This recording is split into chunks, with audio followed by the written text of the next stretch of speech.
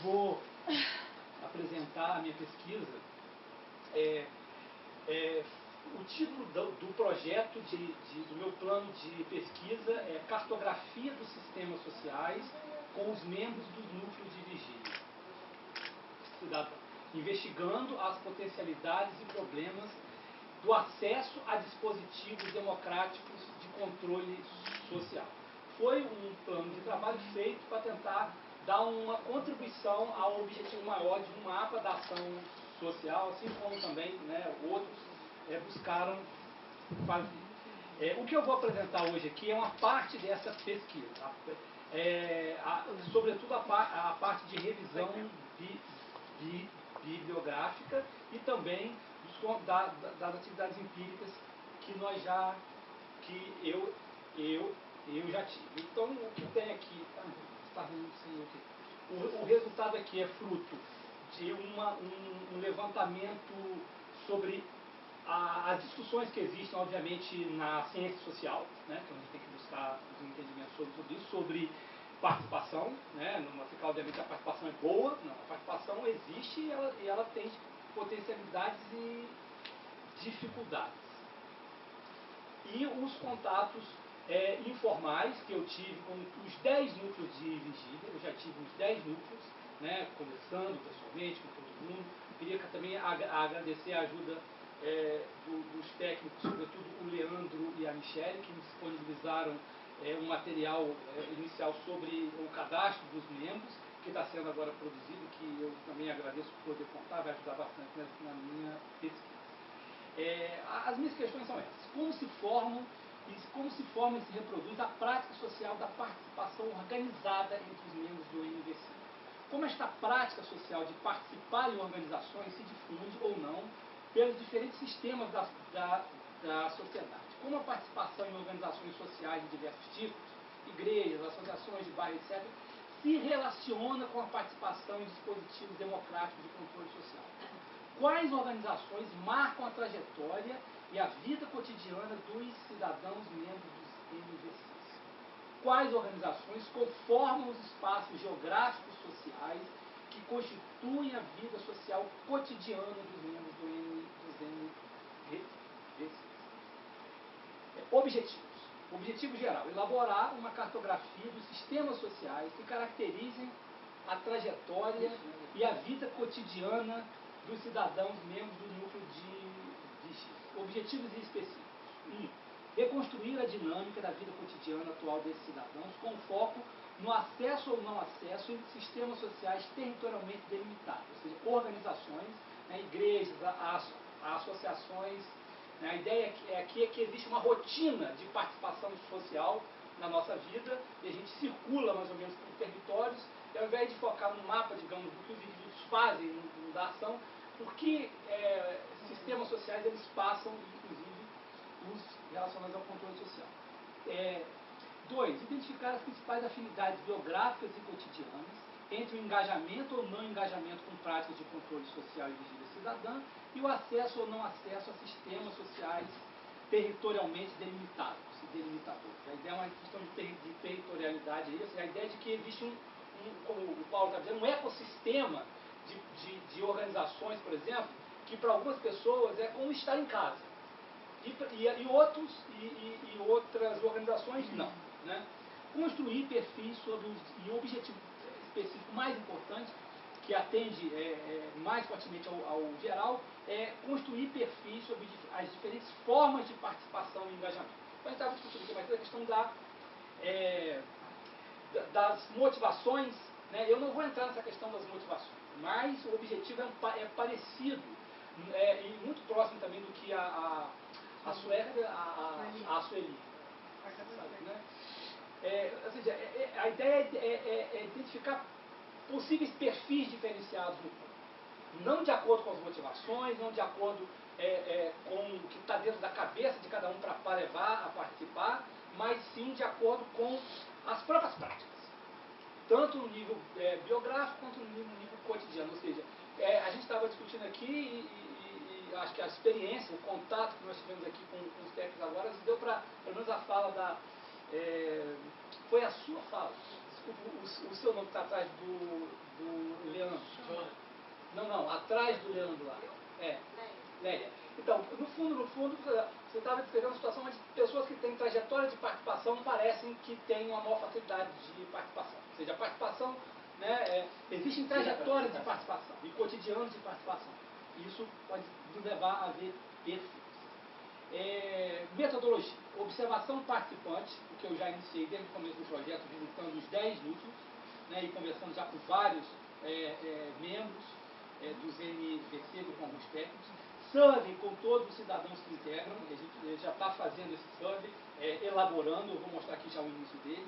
Grupos focais, onde eu vou fazer 2 grupos focais a partir de uma análise prévia do survey, que permita já intuir a existência de perfis diferenciados, de acordo com variáveis que a gente não sabe, pode ser escolaridade, pode ser trajetória de participação, pode ser idade, pode ser localidade onde nasceu, enfim. O grupo focal é a parte, digamos assim, eu diria, mais interessante da pesquisa, onde a gente espera descobrir as informações mais novas, né? E os registros administrativos do PE, território do petróleo, principalmente a ficha cadastral dos membros, que está sendo, se não me engano, preenchida, né? Bem, o survey em construção envolve já essas questões aqui. Por exemplo, antes do NVC, você teve envolvimento com participação e controle social antes do NVC. Além do NVC, hoje você participa de outras organizações ou iniciativas. Boa parte dessas questões, algumas delas de modo diferente, já estão presentes nessa ficha que o próprio projeto aplica, mas eu preferi mesmo assim incluí-las todas no survey específico. Na semana passada, como foi a sua rotina de participação? Essa é uma questão que eu acho que se aproxima também muito da questão do uso do tempo, da pesquisa da Cíntia, e aí eu vou precisar ainda de um tempo para elaborar uma metodologia que seja possível reconstruir essa coisa de uma rotina semanal anterior. Foi até uma sugestão da Josi, né? A gente discutiu ter uma semana anterior como um parâmetro para auferir essa rotina. Já se envolveu com política partidária? Já possui cargo na administração pública? Já integrou, participou de órgãos de governo voltados para a participação social como conselhos? Né? Então, isso é mais ou menos o desenho da pesquisa, né? E o que e aonde eu estou nela. Agora, o resultado, né, do que eu já fiz, né, que é um balanço, né, da literatura nacional e uma parte internacional também, da sociologia, da ciência política, mas, sobretudo, uma literatura desenvolvida com objetivos práticos no governo federal, né, sobretudo no IPEA, né, a partir de 2006, com uma preocupação muito grande de avaliar as iniciativas de participação no PPA e no controle social mesmo, como todo do governo federal. Há uma literatura sobre participação a nível local que eu estou analisando ainda. E pelo que eu já vi, ela também aponta para conclusões muito parecidas com a que esse balanço da participação no nível federal aponta. Um primeiro grande e importante item para poder pensar, né, e eu acho que é o mais importante talvez, né, para poder falar sobre participação é inclusão política e social, sobretudo inclusão política. A participação sempre foi pensada desde o começo como um mecanismo de ampliação da inclusão política. No começo, é difícil dizer, mas no início da década de 90, com toda a euforia dos orçamentos participativos, Porto Alegre, né, Fórum Social Mundial, etc., a participação era a grande panaceia para salvar o mundo. Né? Então todas as expectativas eram positivas. Redução das desigualdades políticas, né, o homem branco com escolaridade e renda superior e a idade de 60 anos, inclusão de novos atores, por exemplo. Os mais otimistas dessa literatura são, né, os mais conhecidos, o Boaventura de Souza Santos e o Leonardo Abrix. Né?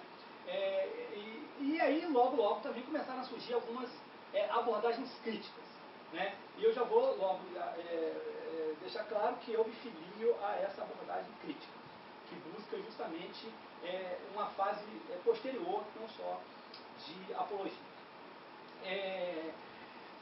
Por exemplo, o Lavalle e Vera conceituam a participação como uma representação não autorizada, buscando na teoria política o argumento muito simples de que participação em Rousseau, por exemplo, implica uma participação direta. Quando você fala de participação não direta, já tem um nome na literatura, na teoria política, representação. Né? E o que, para alguns autores mais críticos, acontece com o fenômeno da participação não é, na verdade, participação. É uma representação não autorizada. Quem participa é um representante de um público que não está participando e está ali representando aquele público de um modo diferente daquele, por exemplo, como um representante eleito representa. Por isso, não autorizado. Né? Outros autores, como Tatagiba, por exemplo, da UX, têm ressaltado que o processo de participação não reduz, né, de modo significativo, né, as assimetrias de poder na inclusão política. Então há um processo de elitização interno à participação. Né? E aí as pesquisas empíricas que o IPE começou a fazer a partir da década de 2010 mostraram não um quadro completamente, digamos, apologético ou crítico, mas sim um quadro ambíguo, que há sim situações de maior elitização e situações de menor. Por exemplo, a pesquisa coordenada pela Joana Alencar e pelo Roberto Filho em 2011 sobre os conselhos nacionais mostram o seguinte: os conselhos das políticas públicas nacionais, dos ministérios, e que depois se reúnem num negócio chamado Fórum Interconselhos, o PPA participativo, né, nível federal. No agregado, os conselheiros possuem renda e escolaridade superiores à média da população, configurando, né, por esses critérios, uma representação elitizada. Né? No entanto, desagregando por setores da política pública, nós observamos que em algumas áreas, como a política social e a garantia a política de direitos humanos, não por acaso as áreas mais pobres em orçamento, né, os conselhos aí sim têm um perfil menos elitizado. Há, né, uma composição mais plural, incluindo mais mulheres, mais negros e pessoas com baixa escolaridade. No entanto, quanto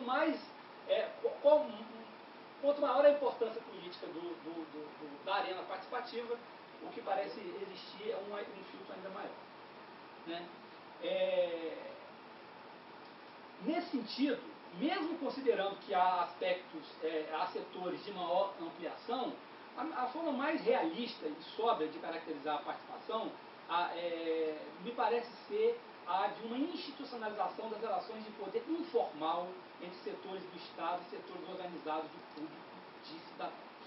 Né? O que os chamados instituições e mecanismos de participação fazem, né, as instituições e mecanismos de participação institucional, que são os órgãos do governo federal, ou municipal, para uma participação social institucionalizada, formalizada, como os conselhos. Eu não estou falando aqui da vigília cidadã informal, estou falando aqui da participação já, né, como parte do Estado. O que a gente pode considerar que são uma ampliação da arena, né, de influência. Embora sejam arenas formais do exercício do poder, os critérios de inclusão, né, refletem o funcionamento do circuito informal do poder. A assimetria entre organizações, né, o poder da mídia e recursos do ambiente societal que traduzem muito mais facilmente o poder político do que no circuito formal de poder. Então, o que você observa é que mesmo quando o governo, né, quando tem instituições, mecanismos formais de participação, o recrutamento se dá com base em vários critérios, mas um deles que é quase o principal e nunca está ausente é organização. Quem são as pessoas selecionadas para participar, né, de qualquer instituição, mecanismo de participação? Quem já é liderança, quem já está em alguma organização. Então, o filtro social que vem anterior à participação, pelo menos no nível federal, ele continua muito forte. E a ampliação do processo institucional consegue produzir novas elites, né, em conceitos como direitos humanos, de políticas raciais, de políticas para mulheres. Isso é muito bom que se produzam novas elites. Eu acho que a gente não deveria, de modo algum, desprezar a participação, deixar de acreditar nela, porque ela não produz uma todos juntos com as mãos dadas e fazendo tudo igualzinho, né? Ela elitiza, ela hierarquiza, e eu acho que a gente não vai encontrar uma realidade muito distinta dessa a nível local, não. E aí, sinceramente, eu não tenho mais a dizer sobre isso. O que a gente vai tentar fazer a nível local, primeira coisa, com esses dados administrativos, é ver o que há de caracterização, sem necessariamente querer comprovar a hipótese, seja uma coisa, né, só teoria e longe da prática. Eu conheço pessoas, eu vou ver, eu vou no campo, né, mas primeiro foi necessário ver o que já existe. Então é isso que eu tenho para apresentar. Só isso, gente.